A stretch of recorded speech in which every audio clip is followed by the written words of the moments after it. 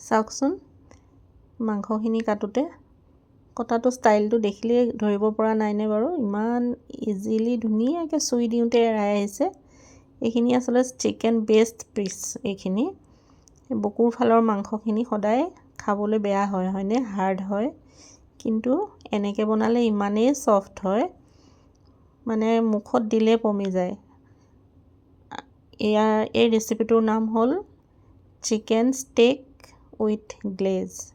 আজি মোৰ ল'ৰাইনো কেনেকৈ বনালে আপোনালোকক মই দেখাম বনোৱাৰ লগতে এই মাংসটো কটাৰ মানে যিটো ষ্টাইল সেইটোতহে আচলতে মাংসটো এনেকুৱা সফ্ট আৰু একদম জুচি হয় এতিয়া এনেকৈ ডাঙৰ ডাঙৰ বেষ্ট পিচবিলাক মাজেদি এনেকৈ দুফালকৈ সি কাটি ল'লে অলপ ফ্লেট কৰি ল'লে কাৰণ এইটো বনাওঁতে ফুলিয়ে যাব কটাটোৱে মেইন কথা ইফালে আকৌ মই আন্দা কাৰিও বনাই আছোঁ দেই তাৰপিছত এইখিনি আকৌ ধুনীয়াকৈ তিনিটা পিছত ভাগ কৰি ল'লে এটা পিচ অকণমান বেয়া হ'ল এতিয়া এই যে ফাইবাৰটো ইয়াৰ যিখিনি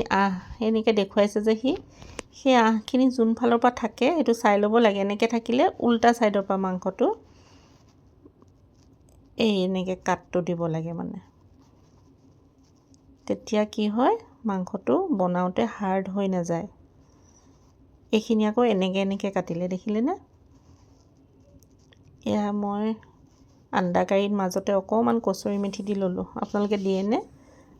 বৰ ভাল লাগে আন্দা কাৰিত যদি অকণমান কচুৰি মেথি দিয়ে এতিয়া আকৌ মাংসটো বনাব তাৰ কাৰণে পেনখন বহাই ল'লে আৰু ইয়াত অকণমান হাতেৰে এনেকৈ পানী ছটিয়াই দিলে পানীখিনি এনেকৈ যেতিয়া নাচিবলৈ ধৰিব পানীৰ টোপালবিলাক তেতিয়াই গম পোৱা যাব যে হৈ গ'ল কেৰাহীটো জোখৰ গৰম হ'ল তাতে একদম অকণমান মিঠাতেল দিলে একদম অকণমান দেখিছেনে ইমান ডাঙৰ ডাঙৰ পিচ এইখিনি কিন্তু তেল একদম দিয়াই নাই আৰু এনেকৈয়ে ধুনীয়াকৈ সিজি যায় আচৰিত কথা সেইটোৱে আমি ভাবোঁ ডুবাই ভাজিলেহে সিজে চাগে এইটো এক চাইড যেতিয়া ৰঙা হৈ গ'ল তেতিয়া লুটিয়াই দিলে আৰু ইয়াত নিমখটো জাষ্ট বনোৱাৰ আগেহে ছটিয়াই দিয়ে দেই আগতে সানি নথয় আগতে সানি থ'লে তাৰ পৰা পানীটো ওলাই যায় চাগে সেইকাৰণে এতিয়া উল্টা চাইডে আকৌ অকণমান নিমখ ছটিয়াই দিলে এতিয়া দিব অকণমান জালুকৰ গুড়ি মছলা দেখিছে নাই কিমান মানে কি মছলা নাই চব আছে আৰু মানে খোৱাত যে বিৰাট চৌখিন তাতে গম পাব মোৰ ঘৰতে ইমানখিনি নাই ইয়াত মানে যি বিচাৰোঁ হাততে পাওঁ প্ৰত্যেকবিধ মছলাই আছে তাৰমানে তাৰপিছতে এয়া এনেকৈ এই খুব বেছি ডাঠ কাৰণে এনেকৈ ছাইডবিলাকো অকণ সেকি দিলে তেলটো দেখিছেই নহয় কিমান কম তেল দিছে তাৰপিছত দুবাৰ উল্টাই পুল্টাই দিয়াৰ লগে লগে মাংসটো ভিতৰলৈকে ধুনীয়াকৈ সিজি গ'ল আৰু ইয়াতে অলপ আনচল্টেড বাটাৰ দিলে এতিয়া আকৌ সেই আগৰ নিচিনাকৈ বাটাৰ বেষ্টিং কৰিব গৰম কৰি মাংসখিনি ওপৰলৈ এনেকৈ দি দিলে আৰু গৰম বাটাৰো বৰ বেছি দিয়া নাই ইমান ডাঙৰ ডাঙৰ পিচ এটা পিচ খালে পেট ভৰি যায় মানে ইমানেই ডাঙৰ পিচকেইটা ফুলি গ'ল তাতে অলপ সেইখিনি বাটাৰে অকণ এনেকৈ নিগৰাই দি সেইখিনি ওপৰত এনেকৈ ছটিয়াই দিলে তাৰপিছত ৰেডি হৈ গ'ল এয়া চিকেন ষ্টেক এতিয়া তাৰ কাৰণে গ্লেজটো বনাব তাৰ কাৰণে মোক ক'লে অকণ কৰ্ণফ্ল'ৰ আনি দিয়া মই উলিয়াই দিলোঁ এতিয়া অকণমান পানীত অলপ কৰ্ণফ্ল'ৰ আৰু অকণমান চয়া চচ এনেকৈ গুলি ল'লে এই কামটো বহুত ফাষ্ট কৰিব লাগিব নহ'লে গোটা মাৰি যাব আৰু সেই যে কেৰাহীটো যিটোত বনাইছিলে সেই কেৰামেলখিনি যে লাগি আছে কেৰাহীত তাতে সেইখিনি ঢালি দিলে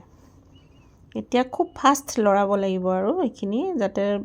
গোটা মাৰি নাযায় একদম স্মুথ হ'ব লাগিব চচখিনি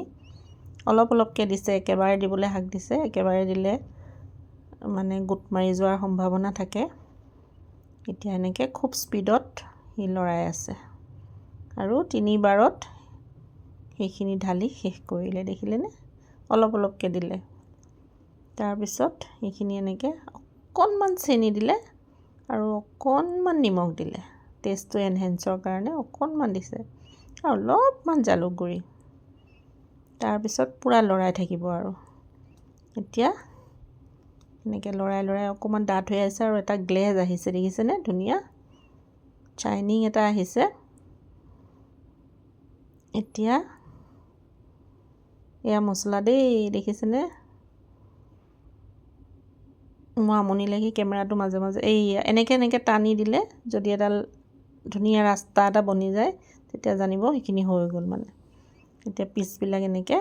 কাটি লৈ ধুনীয়াকৈ প্লেটত সজাই ওপৰত এই গ্লেজটো দি দিলে ইয়াত দেখিলেনে বাৰু একো নাই আদা নহৰু একো নাই কিন্তু ইমান ধুনীয়া লাগে ইমান টেষ্টি হয় নহয় আপোনালোকেও ঘৰত এনেকৈ বনাই খাই চাবচোন